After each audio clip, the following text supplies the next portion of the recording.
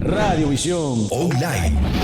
Mucho más que radio. En el día de hoy vamos a hablar sobre el tema fidelidad en el servicio a Dios y a los demás.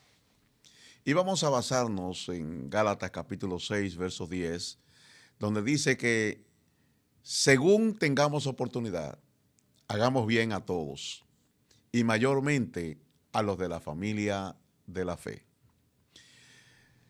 Me gusta mucho ese texto porque nos habla de tiempo y de oportunidad. Según tengamos oportunidad, cada vez que se te presente la oportunidad, haz el bien. Y más que todo, a los de la familia de la fe. Estamos viviendo en un tiempo en que pareciera que la infidelidad está de moda. Los adulterios, los chantajes, las estafas, los engaños es de todos los días. Los divorcios, la rebeldía de los hijos a los padres y las divisiones en empresas o ministerios son comunes. Parece ser que la palabra honor fuera un concepto de antaño. Pero la Biblia dice que Dios está rodeado de fidelidad y por tanto está rodeado de gente fiel. Debemos ser fieles a Dios y a aquellos a quien Dios nos ha dado como autoridades. Es necesario aprender a ser buenos hijos espirituales, como lo fue Timoteo con Pablo. El apóstol dijo de Timoteo que era como un hijo que servía con sus padres en el Evangelio. Aun cuando todos los que creen en Jesús son ovejas, no todos son discípulos fieles. La diferencia entre una oveja y un discípulo es que la oveja espera que se dejen a las otras 99 para seguirla a ella, pero un discípulo fiel es aquel que sigue a su pastor y no espera que lo sigan, aquel que llama y no espera que lo llamen.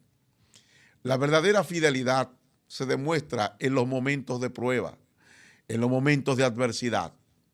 No es lo mismo ser fiel a alguien cuando te premia que cuando te corrige. El Señor demuestra su fidelidad cuando nosotros le somos infieles, pues Él no puede negarse a sí mismo, como nos dice la palabra de Dios. La verdadera fidelidad se muestra en aquellos que en medio de tribulación y problemas perseveran en hacer aquello que su Señor les mandó que hicieran. Pero lo que queremos hablar en el día de hoy es de la fidelidad en el servicio a Dios y a los demás. No es infrecuente escuchar a personas decir que su fidelidad es a Dios y no a los hombres. Pero la verdad es que quien es fiel a Dios le sirve a Él y a los seres humanos. Para nadie es un secreto que la iglesia ha descuidado la parte del servicio de amor a sus semejantes y hay muchas razones las cuales podemos explicar. Quizás citando a Trenchard en su obra Hechos de los Apóstoles, donde nos dice que el énfasis sobre la doctrina de la gracia, muy justificado por cierto, la mejora de los servicios e instituciones de los estados, las instituciones caritativas y el miedo de ser engañado por impostores han menguado el interés de llevar a cabo buenas obras entre los evangélicos del siglo XX y el siglo XXI. Pero debemos recordar que las obras benéficas constituyen una de las manifestaciones primordiales de la obra de gracia del Señor Jesucristo entre nosotros. Cierro la cita. También F.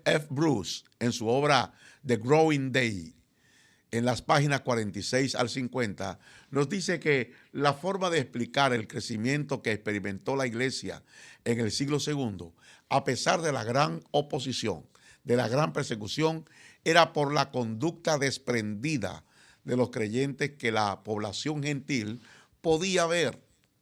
Hebreos 13:16 dice: y de hacer las obras y de la ayuda mutua no os olvidéis, porque de tal sacrificio se agrada Dios.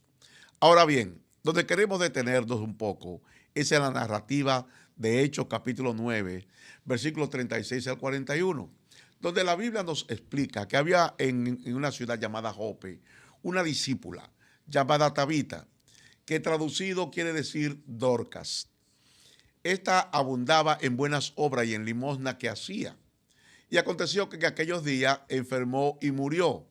Después de lavada la pusieron en una sala, y como Lida estaba cerca de Jope, los discípulos, oyendo que Pedro estaba allí, le enviaron 2 hombres a rogarle que viniera y que no tardara, porque había una situación. Y entonces Pedro, levantándose, se fue con ellos, y cuando llegó le llevaron a la sala donde le rodearon todas las viudas llorando y mostrando las túnicas y los vestidos que Dorcas hacía cuando estaban con ellas. Entonces, sacándolos todos, Pedro se puso de rodillas y oró, y volviéndose al cuerpo dijo: Tabita, levántate. Y ella abrió los ojos, y al ver a Pedro se incorporó. Y él, dándole la mano, la levantó. Entonces, llamando a los santos y a las viudas, la presentó viva. Esto fue notorio en toda Jope, y muchos creyeron en el Señor. Podemos abordar este tema desde diferentes ángulos, pero lo haremos desde la perspectiva del servicio. Este capítulo 9 del libro de Hechos comienza con un acto soberano de Dios, de salvar a un pecador que no le estaba buscando, sino que estaba operando en lo que su creencia y tradiciones era la ley, defendiendo sus costumbres, y cuando Dios lo encuentra, no solo lo derriba de su cabalgadura, sino de su orgullo y sus creencias. Esto es un acto de gracia donde Dios lo salva, no por sus obras, sino por su amor, por su gracia. Pero este capítulo termina con un despliegue de la importancia de las buenas obras en aquellos que han sido salvados por gracia. Es muy bueno que entendamos esto. El Señor salva por gracia, no por algo que hayamos hecho, sino por su amor, por su misericordia, por su corazón bondadoso. Él salva a la gente. Pero los que somos salvados, los que hemos experimentado la gracia, debemos ser transformados, cambiados. Tenemos que mostrar buenas obras. No es por obra que somos salvos. Mostramos buenas obras porque somos salvos, porque hemos sido salvados. Es interesante que antes de mencionar en esta porción de las Escrituras cualquier personaje o hecho, lo primero que menciona es una localidad llamada Jope. Esta palabra, que viene de una transliteración del hebreo llamado Jafó y que traduce belleza, era una ciudad amurallada, una ciudad costera, dada por Josué a los danitas, a la tribu de Dan. Y aunque no hay evidencia de que los israelitas la ocuparan en tiempos preexílicos, su cercanía a Jerusalén le hacía el puerto marítimo por excelencia para la importación de materiales de construcción. Pero por lo que más la recordamos es porque Jonás descendió a esta ciudad para tomar una embarcación que lo llevara a Tarsis, huyendo de la presencia de Dios. Entonces Jope es el lugar en donde podemos intentar escapar de la voluntad de Dios, o donde podemos servir a Dios con lo que nos ha dado. Jope es la actual Haifa. Los habitantes de Jope oyeron el evangelio de labios de Felipe, según nos lo revela Hechos capítulo 8, verso 40.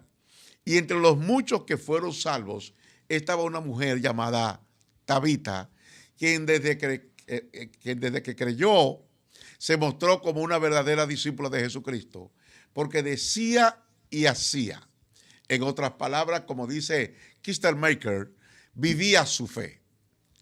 Rápidamente fue conocida entre los pobres por su dedicación y trabajo, el cual hacía con amor y dedicación. Quiero resaltar algunas cosas de esta mujer que nos sirven en la actualidad para que seamos mejores testigos del evangelio que predicamos. Era una discípula. Tabita era una discípula. Esa palabra discípulo viene de matetría, que esta palabra viene de mantanó, que significa uno que aprende. Es la única vez que aparece en la Biblia para referirse a una mujer. Recuerden que muchas personas adquieren información, pero son pocos los que aprenden o se edifican con la información recibida. Tabita, cuyo nombre significa indeclinable. Indeclinable, es un nombre propio transcrito del arameo, Tabitha con TH al final, queriendo decir gacela. Si usted busca esta palabra, indeclinable, en nuestro diccionario, va a encontrar que significa que necesariamente tiene que hacerse o cumplirse. Algo que necesariamente tiene que hacerse o cumplirse. Es una obligación, situación, jurisdicción, dificultad, problema que no se puede evitar o rehuir. Es sinónimo de ineludible, inexcusable, insoslayable. Son palabras fuertes, palabras domingueras, podemos decir, ¿verdad que sí? Dorcas es la forma griega de este nombre. Recuerde que muchos de estos discípulos tenían un nombre griego y un nombre arameo. Pero ella murió y a pesar de que posiblemente fuera una mujer de recursos económicos, no pudo evitar la muerte. Pero algo sí había hecho ella al servir a los pobres, es que su obra de fe no iba a ser olvidada. Allí estaba el cuerpo inerte, ya lavado en el aposento alto de aquella casa que tantas veces había usado para servir a los necesitados. Pedro estaba en Lida, no muy distante de Jope. Se cree que eran unas 3 horas caminando a pie y los discípulos lo mandaron a buscar para que hiciera algo con aquella útil y benefactora mujer. Eso nos trae una pregunta a la mente. Cuando muramos, aparte de nuestros familiares cercanos, ¿habrá alguien quien pueda hacerse presente por causa de nuestras obras de amor? Otra pregunta sería, ¿no podía Dios mantener viva a Dorcas para que siguiera su trabajo de amor? Claro que sí, pero al morir, como dice Juan Calvino, le estaba dando 2 vidas y testimonio del poder de su Hijo Jesucristo a quien ella servía. Yo quiero pensar que fuera posible que las viudas de la comarca que se beneficiaron de su obra estaban poniendo mucho la mirada en ella y no en la razón por la cual ella actuaba así. Jesús, quien le dio la vida, era la razón verdaderamente. Mi creencia está basada en que al llegar Pedro, ellas lo que sacan a continuación son las túnicas que ella le había hecho. Y eso es muy importante, porque hubo un reclamo, una demanda en las mansiones eternas. Pero Pedro las mandó a sacar a todas, y eso lo entendemos porque Jesús hacía lo mismo. Pedro oró e hizo lo que había visto hacer al Señor en la casa de Jairo. ¿Recuerdan? Talita cumi, había dicho el Señor, muchacha debajo del talí, levántate. Según nos revela Marcos 5:41. En ese momento, el Señor Jesús, bajo la ley, reclamó las promesas que estaban en la ley y aquellos que se ponían bajo su cobertura, sus enseñanzas, estaban bajo las promesas de ese libro. Pero aquí cambia solo una letra. En vez de Talita, es Tabita. Tabita cumi. Quiero decir algo que si no lo explico me pudiera traer problemas en la interpretación. Es más fácil para Dios levantar de los muertos a Tabita que formar otra como ella. Porque lo primero depende solo de Él, de Dios, pero lo segundo interviene a la voluntad humana. Me explico. Para levantar un muerto, con la voluntad de Dios es suficiente. Pero para formar un discípulo se requiere el poder de Dios para traernos la información revelada de la palabra, pero también necesita la voluntad humana de ser discípulo. Y el discípulo tiene que tener un principio muy pendiente, el principio de renuncia. Jesús dijo, el que no renuncia a todo lo que posee no puede ser mi discípulo. ¿Y de qué estamos hablando? Hay gente que no puede servirle a Dios por causa del trabajo, por causa de la familia, por causa del tiempo, por causa de las excusas, por causa de todas las excusas que podamos inventarlas. Usted ve, depende de mi voluntad. Cuando yo quiero ser un discípulo del Señor, ya va a depender de mí. Y yo he decidido, yo pongo mi... Pues, mire, usted invita a la gente para que vayan a la escuela de discipulado, que vayan a la escuela profética, que vayan a la escuela de capacitación, y van una vez, y la próxima semana ya van a encontrar una excusa para no volver. Eso tiene que cambiar.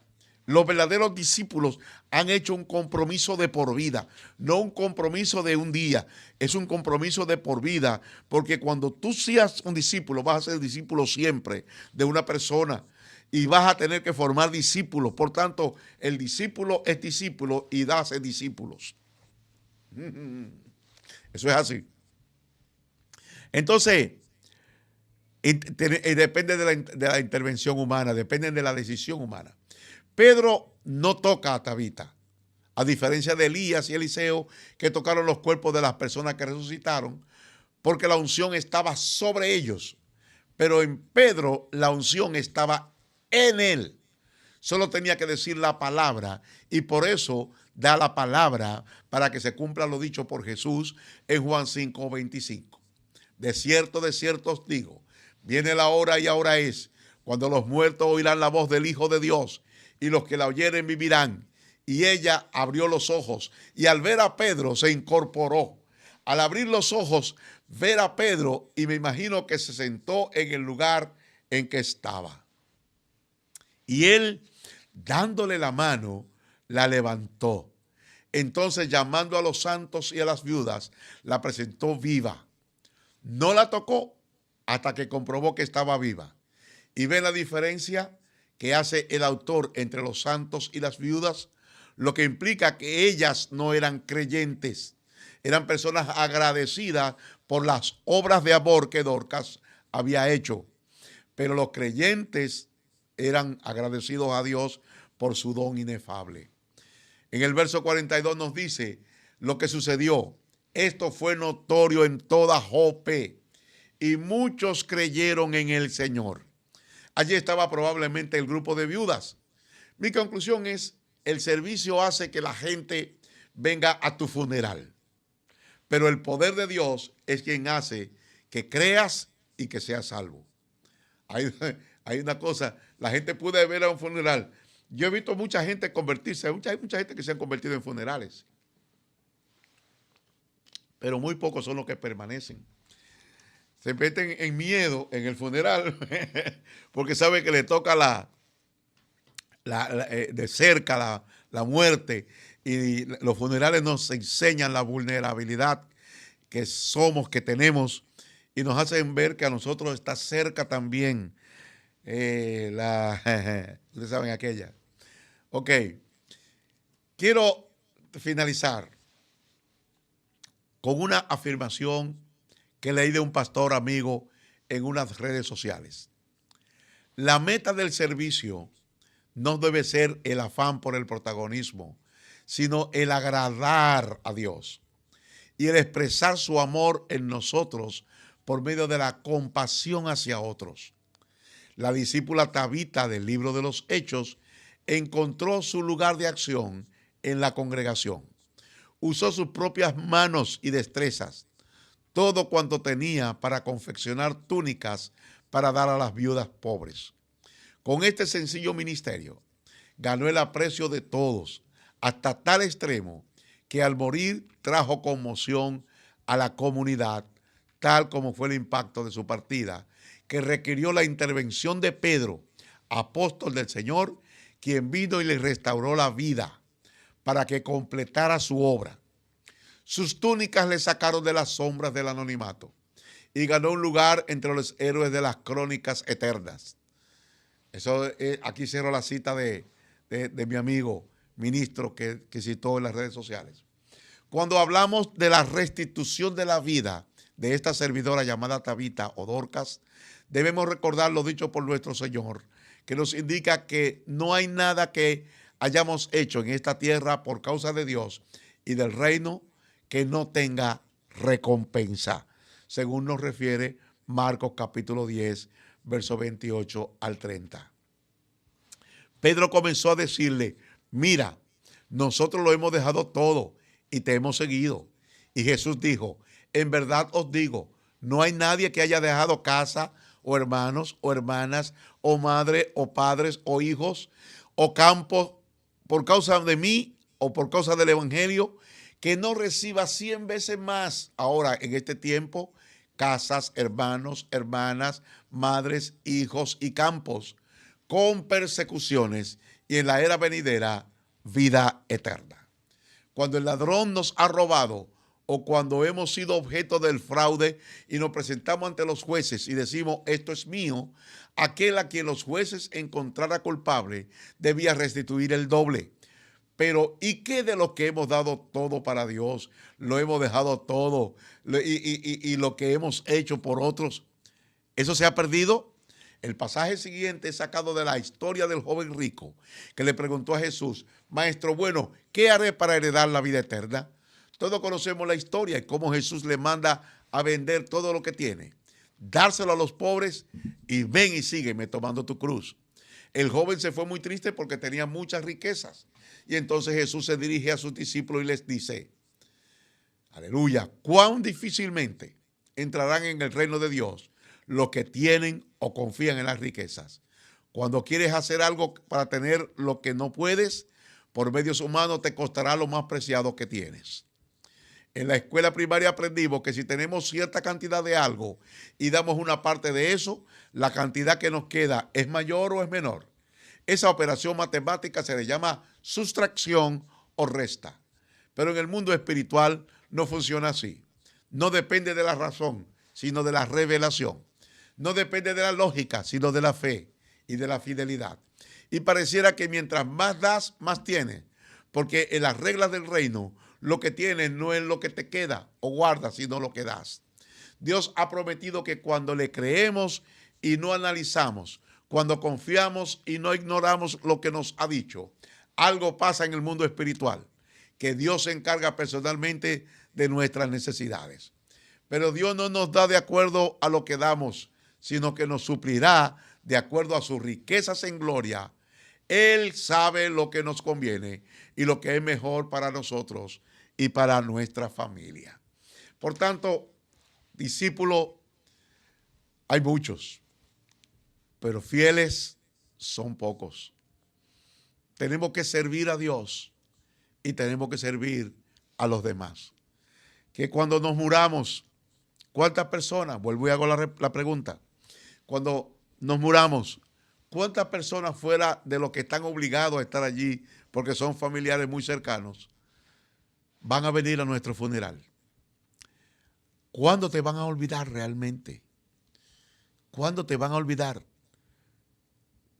Alguien dijo muy oportunamente que dejaremos de existir el día que olviden quiénes fuimos.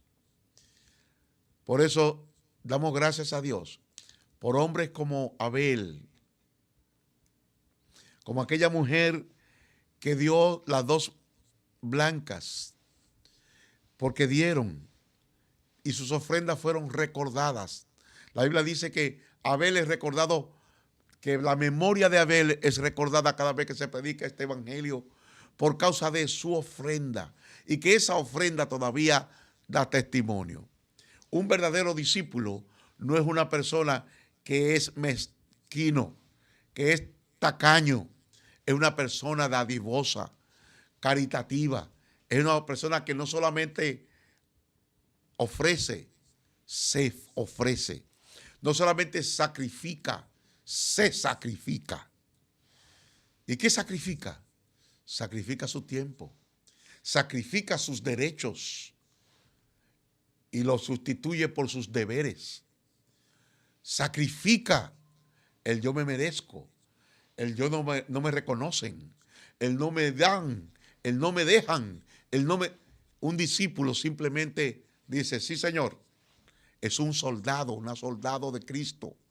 Es una persona que está pendiente siempre para servir, siempre para recibir, siempre para asimilar, siempre para imitar, porque somos imitadores de Dios como hijos amados, pero también somos imitadores de la persona que se encarga de adiestrarnos, de enseñarnos.